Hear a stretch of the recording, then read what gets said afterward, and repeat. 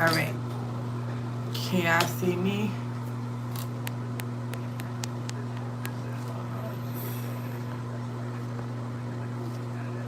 I want y'all to be able to see me. It's saying it's locked, but as long as y'all can see me, that's fine. Um, we're gonna read a little bit of this book, okay? It's upside down, first of all. Let me flip it the right way. No Place Left to Hide, okay? Megan Lally, okay? This is the book that I've been speaking about that we were going to read, okay? As always, like, comment, and subscribe at your own will because we all have that, okay? Make sure you're hitting the all button so you're getting notifications when I am live, okay? I am Royal Remedy, aka Pretty P. If you're new here, welcome, okay? If you would like to book a personal reading, for tarot, you can book with me at royalremedy@gmail.com. If you would like spiritual advice, horoscopes, things of that nature, you can also email me at royalremedy@gmail.com. ROAYAL, okay? Remedy, REMEDY @gmail.com. So let's just read the back because I did read it on one of my other streams. The back, basically what it's going to be about and everything like that. So it says, she can't run from her past. To Brooke, image is everything. She works hard to maintain perfect grades, perfect looks, a perfect life, especially after the incident that threatened it all. Getting into her dream university puts her that much closer to a fresh start. How can she say no to celebrating with all her classmates? Hanging out with her crush by the bonfire is the perfect end to the night, except it isn't the end. An old SUV starts aggressively trailing Brooke and her best friends on an isolated road towards home. Someone thinks they know the truth about the incident, and they won't stop until it's all out in the open. This terrifying drive is about to bring out Brooke's worst fears if she survives, okay? So let's kind of like see what it's going for, okay? I'm not going to read the context and all of that, okay? So it says, for anyone who's felt unique pain of being betrayed by a friend they don't deserve, never did. Wish them worse, hit them with your car. Just kidding, that's murder. Okay, so let's see. One, now. Okay, so chapter 1. I would do unspeakable things to get through this day faster. My thumb taps impatiently against the top of the desk as I watch the second hand tick closer to the bell with full body apprehension. I'm not even pretending to listen to what Mr. Peter is saying about the homework.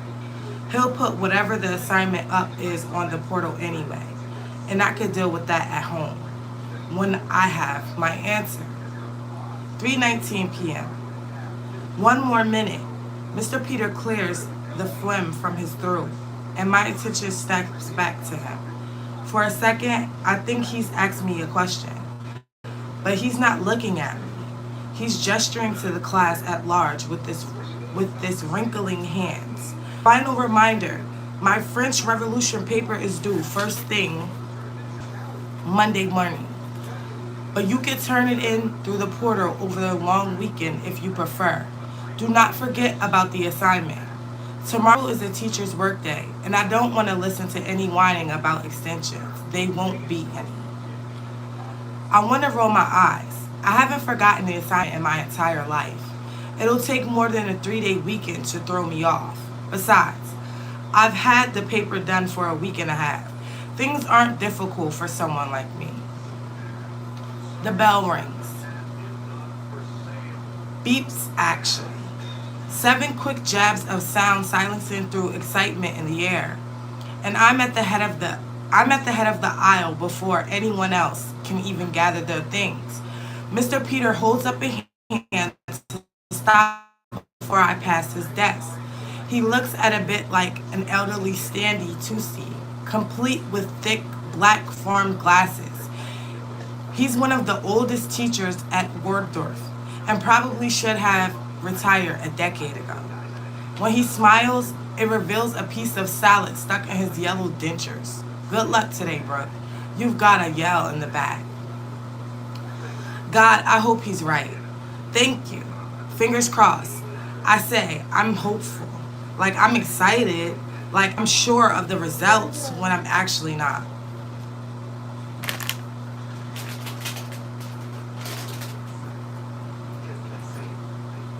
I scoot from the room into the crawled hallway, forcing myself. Worth prep checkered marble flooring to avoid anything else stroking the fires of my anxiety with more well wishes. So, first and foremost, the anxiety part caught me because I really understand what it feels like to have anxiety, especially like at school. Okay? So, Ivy Day has been looming on Waldorf's Google Calendar for 6 months. If I wanted to, I could walk down the hallway and pick out every other Ivy, hopefully by sight alone. All of us all of us vibrate with similar kind of urgencies, rushing from the school like someone's chasing us, only that someone is our future, and we can't escape that. The best way we can hope for is to lock in our rooms away from prying eyes when the inevitable rears its ugly head. Because at our 4 o'clock today, those of who applied, you can have it. Those of who applied to the Ivies get our answer. It's a day I've been prepping for in one way or another my whole life. Today's the day that I could change everything or nothing at all, and the pressure makes it hard to function. Yale is my family's legacy, and I'd do anything to make it mine too. I already have. Every time I look up, friends smile at me across the hallway, or people I barely know wish me luck. Teachers give me thumbs up or pat me on the shoulder. Other Ivy hopefuls give me the nervous eyed nod. Everyone knows what is at stake today. And for the millionth time since the fall, I kick myself for not applying early decisions. I could have had my answer months ago, but I missed the deadline because of the incident. Yet anything I lost, yet anything I lost because of her. I grin back. I grin back and straighten my shoulders, pretending I'm not falling apart on the inside. I catch the pass, early decisions behind me, and Ivy Day is here. Besides, good ones don't get to fall apart. They don't get rejected by Yale either. I make a quick stop at my locker and I cram everything in I can afford to leave behind for the weekend. My history books lands in a heap at the bottom. I leave it there. I need to get home and hunker down to refresh the application on the portal in privacy. A group of girls from AP chemistry class stop at my locker a couple down from mine. Okay, so I don't get where they were going with that. A group of girls from my AP chemistry class stopped at a locker a couple down from mine. So is it party or is it just Ivy hopefuls? One of them asks. Is it a party? Is it for everyone to celebrate Ivy Day? But it's really an excuse to get people to his beach house. He'd thrown a party for the full moon if it meant being in the center of attention. I groaned into my pale pink peacoat I completely forgot about. Gina's going to want to go down that damn thing, and there's no way I have it in me, especially if I don't get the answer I want today. I can't stomach the idea of walking into Buell's beach shack with a no, while everyone else celebrates their dreams coming true. Besides, my parents haven't let me go to a party since September anyway. I have to get the hell out of Waldorf before Gina has a chance to ambush me with whatever arguments she's been undoubtedly practicing since news of the party spread at lunch. I can hear it already. Brooke, obviously this party is for favor. This party is for you. Why would Buell throw an Ivy party for a bunch of people who barely knows? This is the perfect time for you to recenter a social scene. No thank you. I lift my coat from the hood and slide my arms into it, checking my hair in the gold mechanic mirror stuck to the side of the door. I take a breath. Good ones don't show stress either. We're all opposed and composed. I slam the locker and smile at everyone who makes eye contact on my way out the school. Like I'm super chill. Like I don't have a care in the world. Like I'm expecting today to be the day of my dream come true. I push through the glass door and shield my eyes. It's weirdly bright outside. This probably is the first time I've left school on time since senior year began. Between dance team practices, student council meetings, prom committee planning, and helping the principal, my mom with the food drive, I've been there most of the days until 7. Today is blissfully obligation free, and I can't tell if that's a good omen or a bad one. My heels click clack down the stone stairs, and I don't lose my stride. That was fire. Like, she let y'all know, like, first of all, I'm getting this shit the fuck. Today is going the way I fucking needed to go, and I'm gonna look good while I fucking go there. Period. Okay, and another Waldorf used to be old textile vac. Okay, so wait, I think I skipped a part. Oh no, I didn't.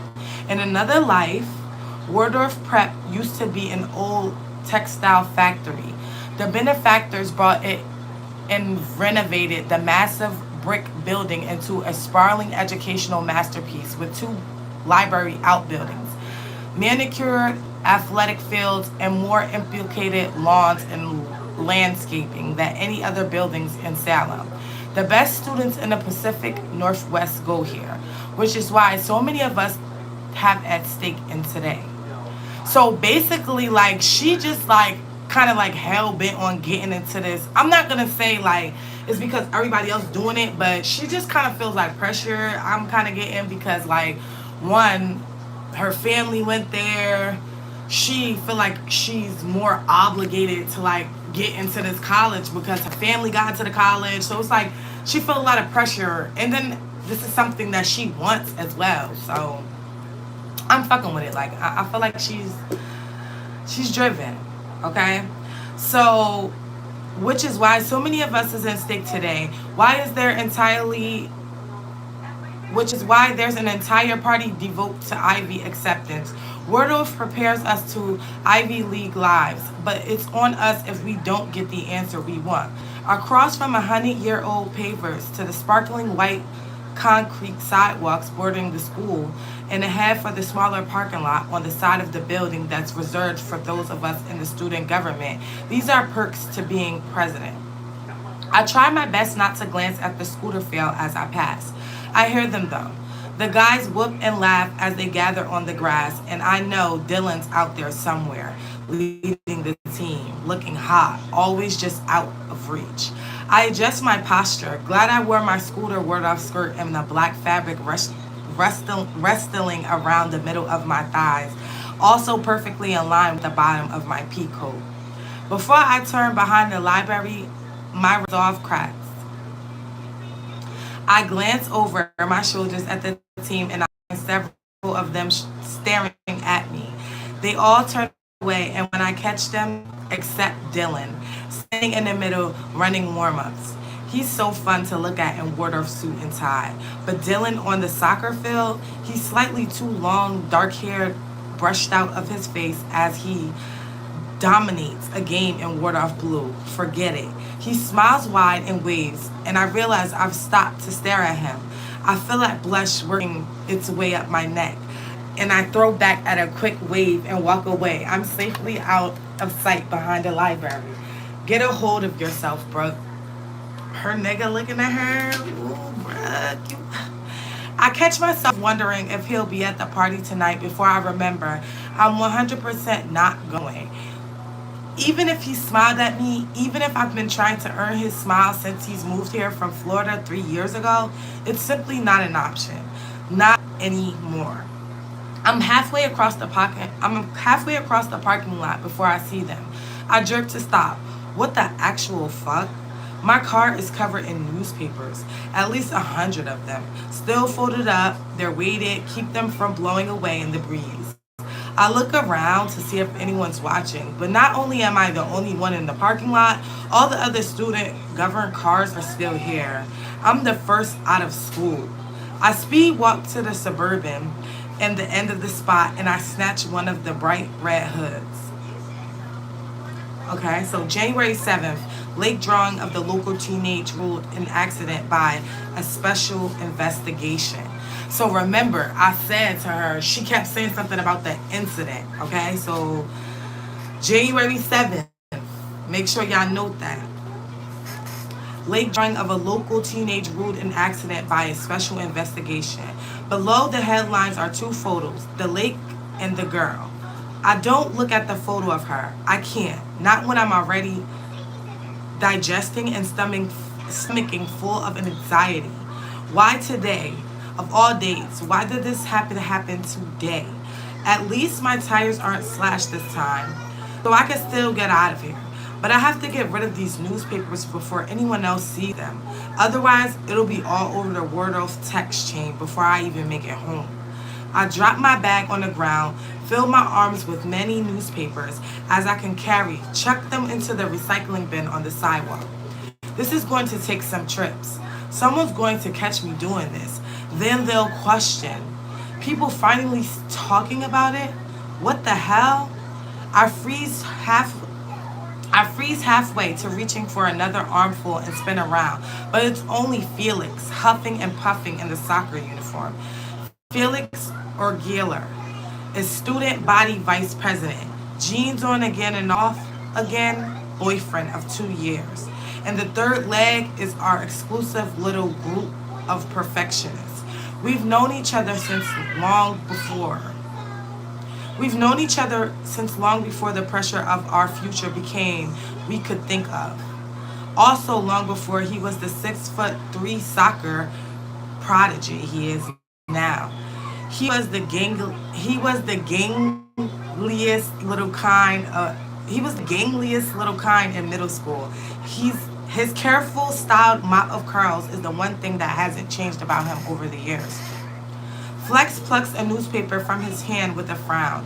I watch his eyes skim through the headlines with the lead stomach. His frown deepens. People have a sense of humor. These papers are 3 months old. What did they do? Bulk order a bunch of copies and wait for Ivy Day to mess with you? Someone needs to get a fucking life. He grabs a bunch of them, throws them off the top of the Suburban. Likely ones I wouldn't have been able to reach. This is the stupidest prank I've ever seen. Relief crashes through me. I smile. He thinks it's a prank. This I can spin. I scramble to grab the rest before anyone can see them. It's not a big deal. Just someone messing around. It's immature harassment and I don't deserve it. I toss the last papers into the bin. I don't dare tell him this is a tame compared to the other pranks I'd rather lately. They slash my times, dumped water through my slats in my locker, then milk, which was significantly worse. Carved date on the incident into my side view mirrors. The list goes on. My least favorite was when they slapped 20 holographic get the fuck bumper stickers on my trunk. That's funny as hell. Okay? My least favorite was when they slapped 20 holographic get the fuck bumper stickers on my truck. Took me 6 hours to peel them off. So far, I've kept most of this quiet. Felix and Gina only knows about the time someone printed Brooke Goodwin's is a monster on 100 of pieces of pink paper and taped them all over the school. But that was months ago, and they both understand the impression it was an isolated incident. It was an isolated incident. A retaliation by someone who wasn't happy with the results of the special investigation. My friends have no idea how bad it really is, and I plan to keep it that way. If they know the whole story, they'll get massively freaked out. There's no sense in worrying them when they can't help. But my whole thing is, though, because I feel like you mislead and niggas, like, if you don't tell them what's going on, that's like putting niggas in danger. There's no sense in worrying them when they can't help. The only thing that can help me is a yes, a 4 o'clock. Felix leans, again, the hood, the deep blue of his uniform, the same color as his eyes. Do you have any idea who this is? Not a clue. At least the part isn't a lie. So, do you have any idea who this is? So, Felix asked her, like, do you have any idea who this is? And she said, not a clue. At least that part isn't a lie. My money is on Claire's brother, especially the way he came.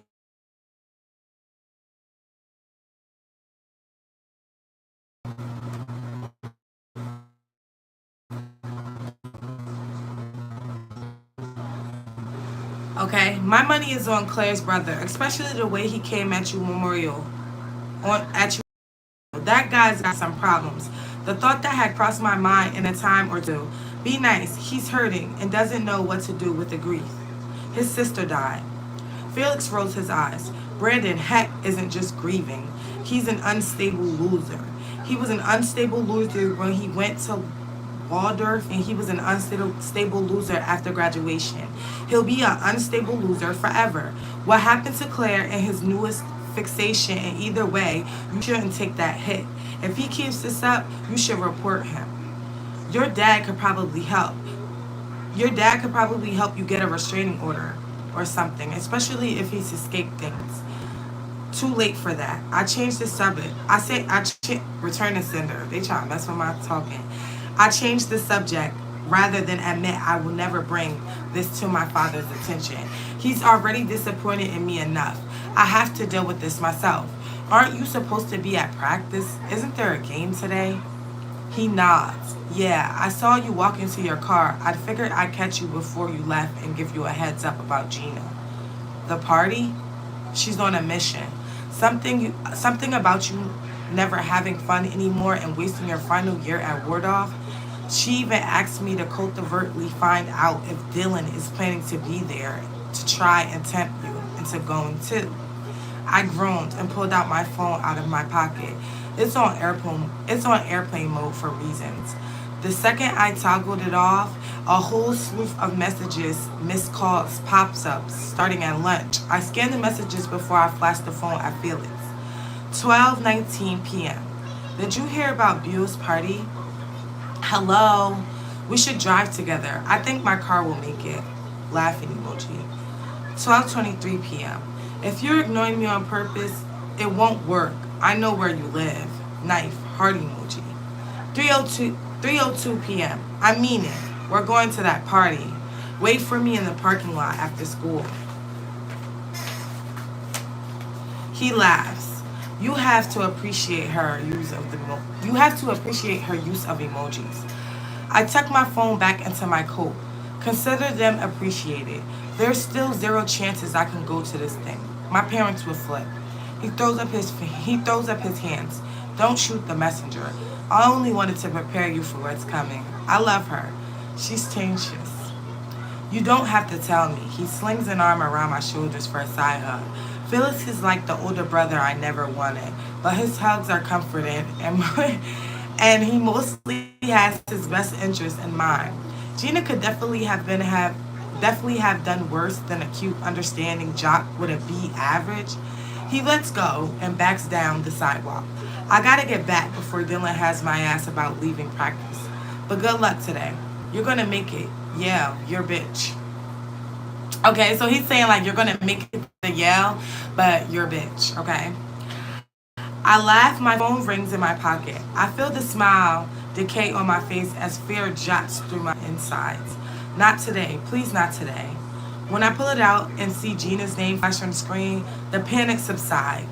Okay, not who I thought it would be. Something's wrong. I look up. Felix's forehead is crinkled with concern, and I realize I let my face slip. I flash him with a sarcastic smile and show him the screen. It begins. He laughs, echoes across the parking lot. I warned you. Get out of here while you can still. He starts to turn away when I absolutely lose my fucking mind and ask, just out of curiosity, is Dylan going to the party? He is. Felix smiles. Just out of curiosity, is Dylan going to the party?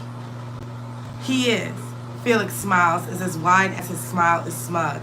He's driving to the coast together as soon as the game is over.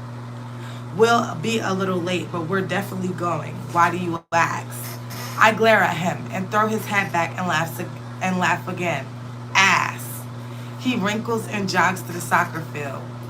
As soon as I'm alone, I let my smile fall. Return to center. I let my smile fall. My gaze catches on the recycling bin, and my shoulder goes down my back. A shudder goes down my back. If I thought I was desperate to get out of here before, I'm even more desperate now. I slide into the driver's seat and plug in my phone. Today isn't about that. Today is about me. Today is about my fresh start. And I'll be damned if I let Brandon or anyone else ruin it for me with the guilt and hyper